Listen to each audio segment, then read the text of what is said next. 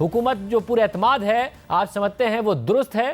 جو 5 مہینے میں کرنٹ اکاؤنٹ سرپلس ہے 1.6 ارب ڈالرز کا، ساتھ ہی لارج اسکیل مینوفیکچرنگ کے جو نمبرز ہیں یہ اس بات کی نشاندہی کر رہے ہیں آپ کے خیال میں کہ یہاں سے اب ترقی ہی ہوگی؟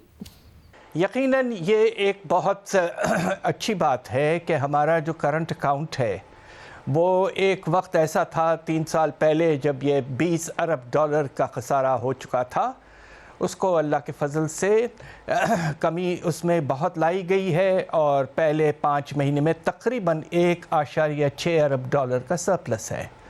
مگر ساتھ ساتھ میں ایک بات کہہ دوں کہ اس وقت یہ جو اوور کانفیڈنس جس کا آپ نے ذکر کیا ہے اس میں تھوڑا سا اب آپ کو دیکھنا پڑے گا۔ 2 باتیں ہیں، ایک تو یہ کہ ہمارا جو توازن ادائیگی ہے دنیا کے ساتھ جسے ہم انگریزی میں بیلنس آف پیمنٹس کہتے ہیں، اس میں 2 اکاؤنٹ ہوتے ہیں۔ ایک اکاؤنٹ ہے کرنٹ اکاؤنٹ، یقیناً جو سرپلس میں آیا ہے، اللہ کا شکر ہے، مگر دوسری طرف ہمارا ایک بہت بڑا اکاؤنٹ دوسرا جو ہے وہ فائنینشیل اکاؤنٹ ہے جس میں لون، انویسٹمنٹ، اس طرح کے پیسے آتے ہیں۔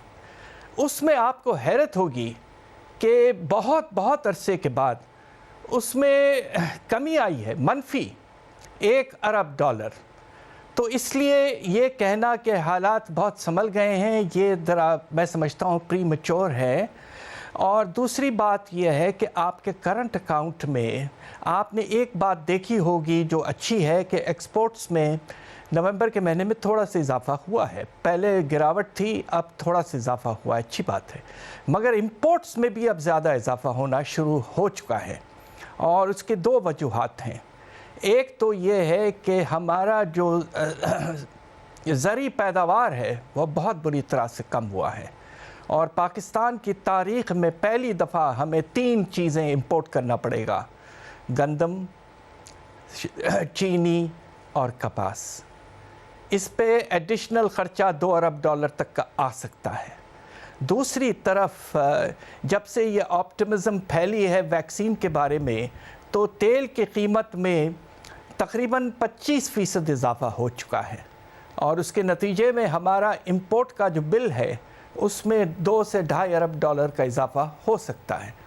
تو یہ امکانات ہیں کہ جو سرپلس اس وقت ہے وہ کچھ حد تک ڈیفیسٹ میں کچھ مہینے بعد چلے جائے گا، مگر اللہ کے فضل سے یہ سال بھر میں 3 یا 4 ارب ڈالر سے زیادہ ڈیفیسٹ نہیں ہوگا، وچ از ویری پازیٹیو۔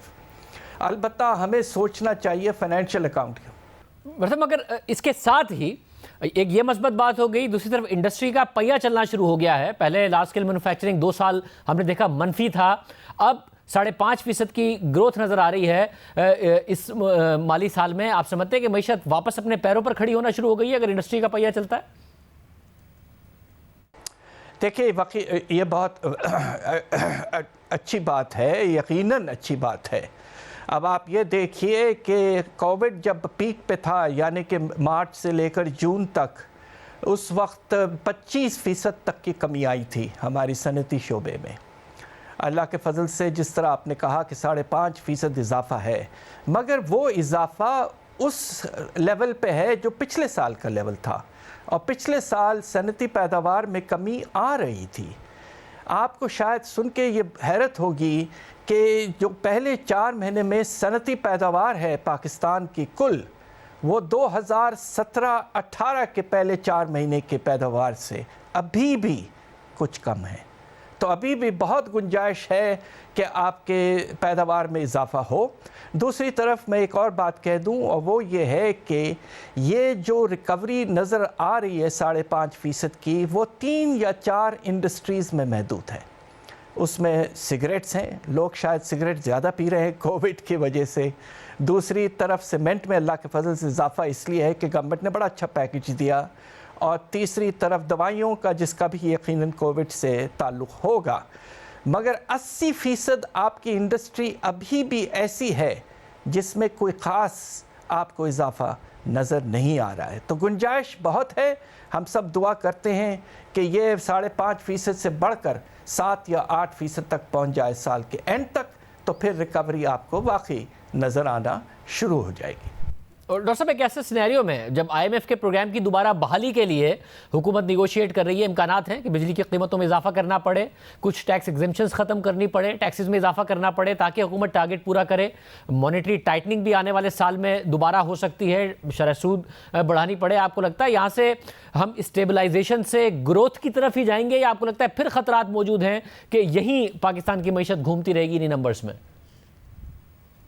دیکھیں، میری گزارش یہ ہے کہ آئی ایم ایف کا پروگرام اگرچہ یہ سسپینڈڈ رہا تو کم از کم کرنٹ اکاؤنٹ کی کمی کے نتیجہ جو ہے ہمیں نظر آیا ہے وہ ایک کامیابی ہے، اور یقیناً اب آپ کو اتنے سخت اقدامات لینے کی ضرورت نہیں ہونی چاہیے۔ البتہ جو پریشان کن بات ہے وہ یہ ہے کہ آپ کا جو بجٹ کا خسارہ ہے وہ آؤٹ آف کنٹرول ہوتا جا رہا ہے، اور ایک وقت ایسا آتا ہے جب بجٹ خسارہ بڑھ جاتا ہے تو اس کا کرنٹ اکاؤنٹ پہ بھی اس کا پریشر پڑنا شروع ہو جاتا ہے۔ تو ہمیں اپنے بجٹ ڈیفیسٹ کو کم یقیناً کرنا ہے۔ اب آپ یہ دیکھیے کہ پہلے 5 مہینے میں ایف بی آر کے ریونیوز میں صرف 4% اضافہ ہوا، اور اگر آپ کو ٹارگٹ حاصل کرنا ہے سال کا تو آپ کو اگلے 7 مہینے میں 40% اضافے کی ضرورت ہے۔ یہ تو غیر ممکن سی بات ہے۔ دوسری طرف ایک جو نیگیٹو چیز ہے، اور وہ اس کا بھی میں اشارہ کر دوں کہ خدا نخواستہ کووڈ کا جو سیکنڈ ویو ہے وہ اب متاثر کرنا شروع کر چکا ہے۔ اب آپ دیکھیے جو حالات حد سے زیادہ خراب ہوتے جا رہے ہیں، اس کا یقیناً ہمارے معاشی حالات پہ بھی اثر پڑ سکتا ہے۔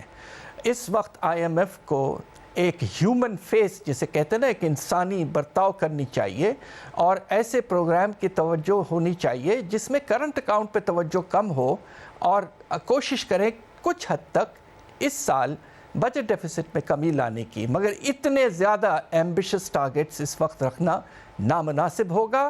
اکانومی کو تھوڑا سا آپ جان لینے دیجئے، اگلے سال انشاءاللہ کووڈ کے ختم ہونے کے بعد اللہ کے فضل سے پھر ہم سخت اقدامات لے سکیں گے۔ مطلب آپ نے جو ڈیفیسٹ کی بات کی ہے، فسکل ڈیفیسٹ کی، اب ذرا ٹیکس ایک بہت بڑا مسئلہ ہے اس حکومت کے لیے۔ پہلے سال میں ٹیکس محصولات میں ناکام ہوئے، دوسرے سال میں کرونا آ گیا، مگر کرونا سے پہلے بھی ٹارگٹ پورا نہیں کر پا رہے تھے، بہت پیچھے تھے اس سے۔ تیسرے سال میں بھی آپ بتا رہے ہیں ہم ٹارگٹ سے پیچھے ہیں اور ناممکن نظر آتا ہے۔ مسلسل حکومت ناکام ہوئی ہے، کیا کوئی ٹیکس ریفارمز نہیں کر پائے ہیں، دعوے غلط کر دیتے ہیں، ٹارگٹ رکھنے کے باوجود کیوں نہیں پورا کر پاتے ہیں جب آپ دیکھتے ہیں سارے معاملے کو؟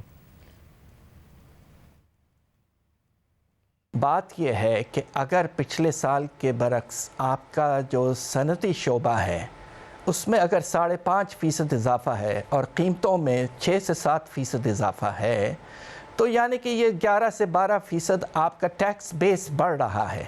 تو کیا وجہ ہے کہ آپ کے جو انڈائریکٹ ٹیکسز ہیں ان میں کل 5 سے 6% اضافہ ہے؟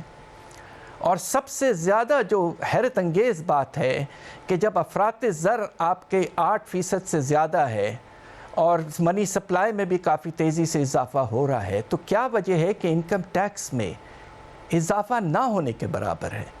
تو یعنی کہ یہ ہو سکتا ہے کہ کووڈ کی وجہ سے بھی پارٹلی آپ کی ٹیکس ایڈمنسٹریشن تھوڑی سی سلیک ہو گئی ہے، اور دوسری طرف کچھ اور بھی وجوہات ہو سکتے ہیں کہ اس وقت ریونیوز میں صرف 4% اضافہ ہے، جبکہ آپ کے شرح نمو میں اگر آپ انفلیشن کو ساتھ لے لیں تو 8 سے 9% اضافہ کم از کم ہونا چاہیے۔